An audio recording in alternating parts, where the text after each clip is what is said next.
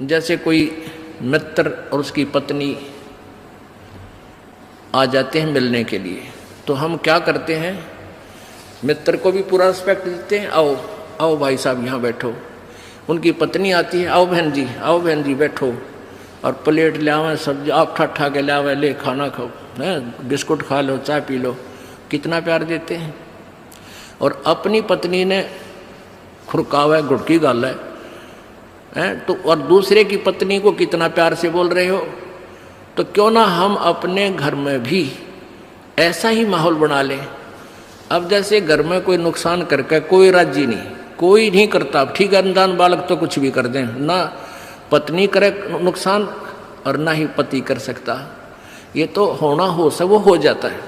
तो हमने अपने इससे आद्य क्लेश को तो हम स्वयं अपने सोच से मिटा सकते हैं, और साथ में भगवान भी रहेगा आपके। एक बुढ़िया अपनी पुत्र वधू के साथ घनी लड़ा करती, निरीकली आ रही थी, और उसका पुत्र आज्ञाकारी था। वो आते गंदी तेरी बहू ड्यों करे है, तेरी बहू ऐसे करे है, वो आते उस बहू ने अपनी पत्नी ने गढ़ता, वह बेचारी अपना टाइम पास करी। एक दिन क्या हुआ कि कोई बहन सत्संग में जाया करती थी,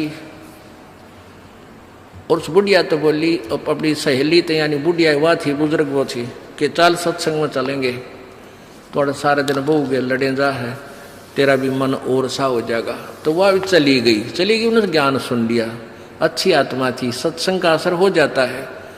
उसने अपना नाम ले लिया, 2-4 सत्संग सुने, तो बुढ़िया में बहुत फर्क पड़ गया, परिवर्तन हुआ। एक दिन वो पुत्र वधू उसकी दूध काट के भैंस का 5-6 किलो दूध, और ऐसे ऊपर कड़ियों में एक कड़ा लटे, और ऐसे ऊपर कड़ियों में एक कड़ा, उसमें बाल्टी टांग दिया करते बिल्ली कुत्ते से बचाव के लिए दूध की।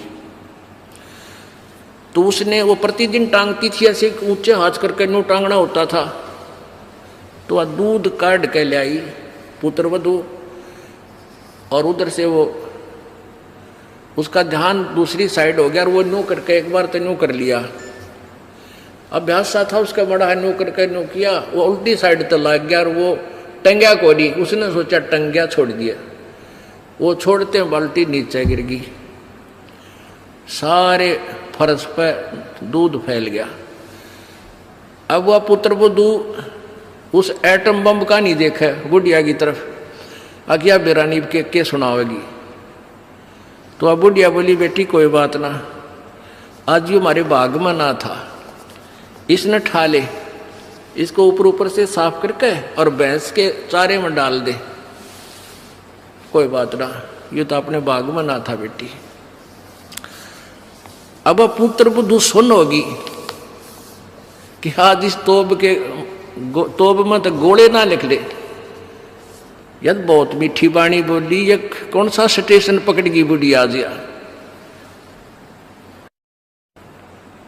तो उसने आके अपनी सास के चरणों में शीश रख दिया, और कहने लगी, माता जी मेरे से भूल से होगी, मैंने जान के नहीं। अब बेटी मुझे पता है, ये तो होना था, दूध तो जाए लिया, ये लड़ाई शेष थी, ना दूध आवे बेटी, चाहे मैं लड़ लूँ चाहे ना लड़ लूँ। बुढ़िया ने, उस पुत्र वधू ने सोचा, या तो बोला था ठीक से, कदे वैसे कह रही हो, पहले तो उसने नहीं सोचा था कहीं या वैसे ही कह रही है छो में, और फिर उसने नहीं सोचा भी पक्का बेरा बुढ़िया का जब पटेगा इसका बेटा आवेगा सामने। अब सामने वो लड़का आया, बुढ़िया ने कोई जिक्र नहीं किया, कत्ती भी क्या का भी, वो खाना खा के अपने जाके पड़ के सो गया, कोई जिक्र नहीं किया। तो बहू का भी असर हो गया, उस बेटी का भी, अपनी माँ के खूब सेवा करे हैं, खूब लत्ते धोए, यानी पहले तो वो अकड़ी रही थी दोनों, दो बुढ़िया सुनावा, बहू ना बोला तो वो काली जरूर मारने थी, पोऊंगी तेरे पूड़े। तो ऐसे जो आधा दुखता हम आप पैदा कर ले, कोई भी हानि होनी से वह होगी, वह तो होने तरह ही वापस ना कोई करके राजी वैसे हो जाती है। तो फिर उस बात ने बतंगड़ बना लेंगे, यू काल बनवाता है। अभी 1-2 महीने पहले एक माई आई, वह कहने लगी जी मारी टूम लिकड़ गई, यानी गहने आभूषण रखे थे एक डब्बे में बंद और ताला लाग रहा, टूम ना पाई। मैं बोला बहन बात सुन ले, आप किसी का नाम मत लेना घर में, किसी पर शक ना करिए, जब तू वचन पर डटेगी ये टूम कितना नहीं जा अपने आप आ जाए तेरी। नो बोली जी आपकी आज्ञा का पालन करूंगा। बेटी तो खाम का मैंने इस दृष्टिकोण से कहा था इस दास ने कि वो जात ली, वो तो जो चोरी होनी थी वो ली, अब यो एक दूसरे पर शक करके दुश्मन और बन जाएंगी, एक कड़ा और काल शुरू करवा देगा। लेकिन उस बेबे ने इस दास के वचन का पालन किया।